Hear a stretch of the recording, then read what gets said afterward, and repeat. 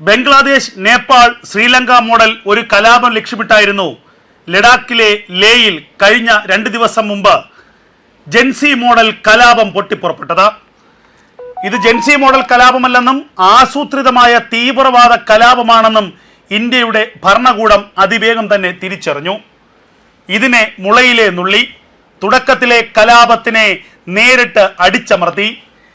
ഇത് പാകിസ്ഥാനോ ബംഗ്ലാദേശോ നേപ്പാളോ ശ്രീലങ്കയോ അല്ലെന്ന് പ്രക്ഷോഭകാരികൾക്ക് ബോധ്യപ്പെട്ടു. ഈ തിടുക്കപ്പെട്ട ചടുലമായ നീക്കത്തിന് പിന്നിൽ ഒരേ ഒരു വ്യക്തിയുടെ തലച്ചോറാണ്.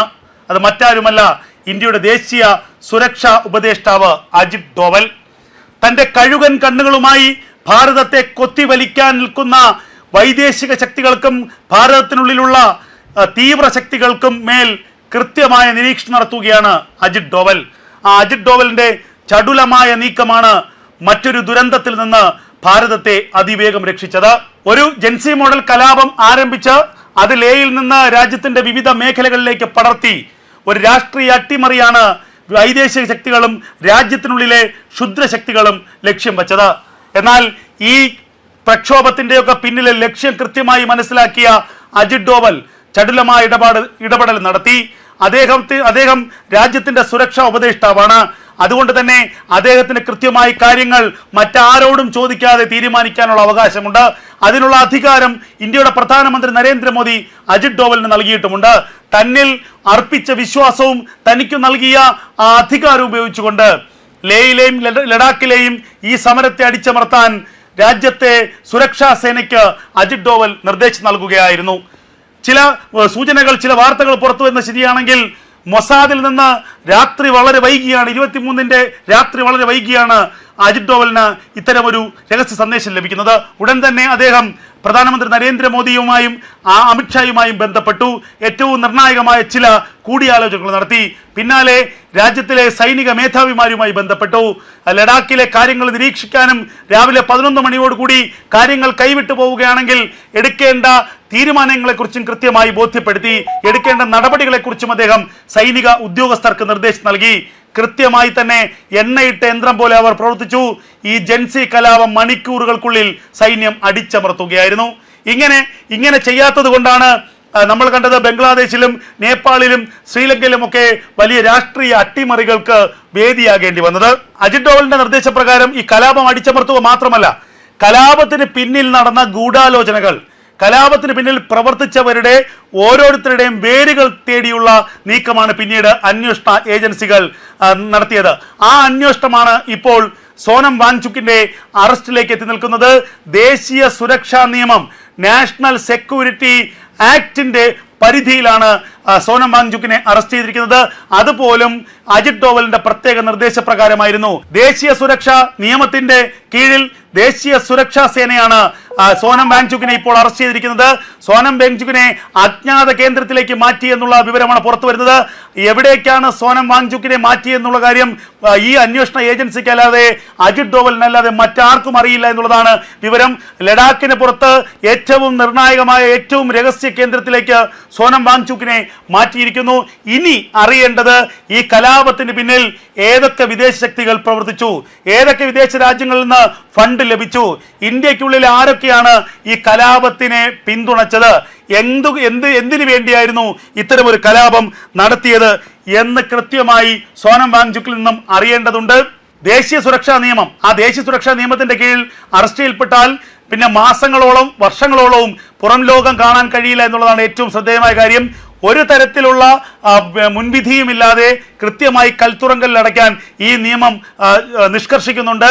ഈ നിയമത്തിന്റെ അടിസ്ഥാനത്തിലാണ് ഇപ്പോൾ സോനം വാങ്ചുക്കിനെ അറസ്റ്റ് ചെയ്തിരിക്കുന്നത്.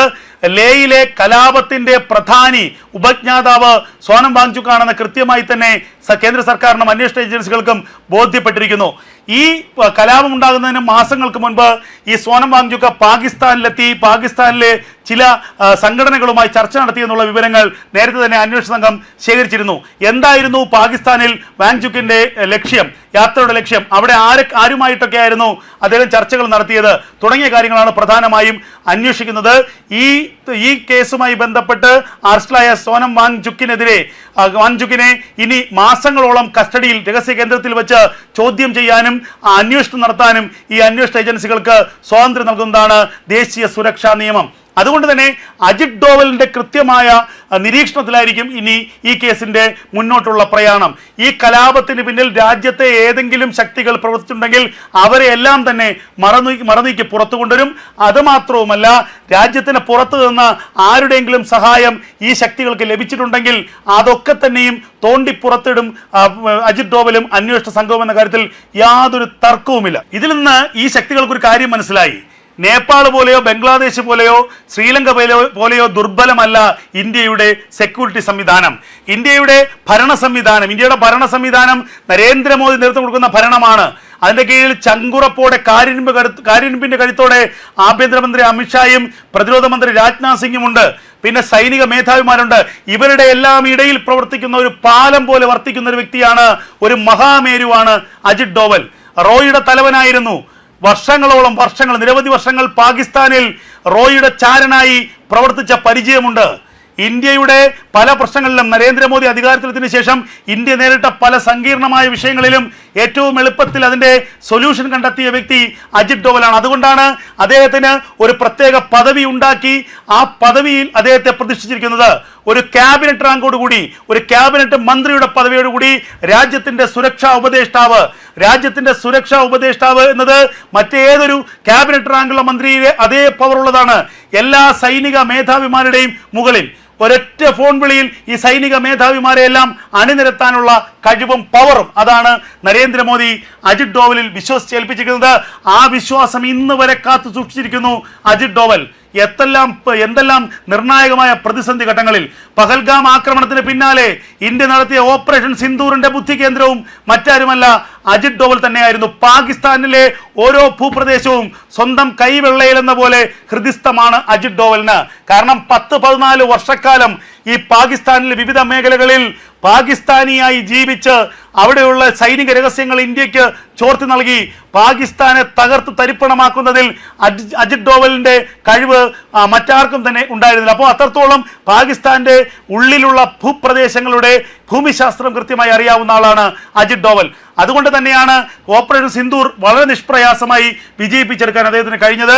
എന്തായാലും പാകിസ്ഥാനുമായുള്ള വിഷയങ്ങളിൽ അതുപോലെ തന്നെ ഖാലിസ്ഥാൻ ഭീകരവാദികളെ തീർക്കുന്നതിലൊക്കെ തന്നെ അജിത് ഡോവലിന്റെ ഏജന്റുമാർ എടുക്കുന്ന നടപടികൾ ചെറുതൊന്നുമല്ല.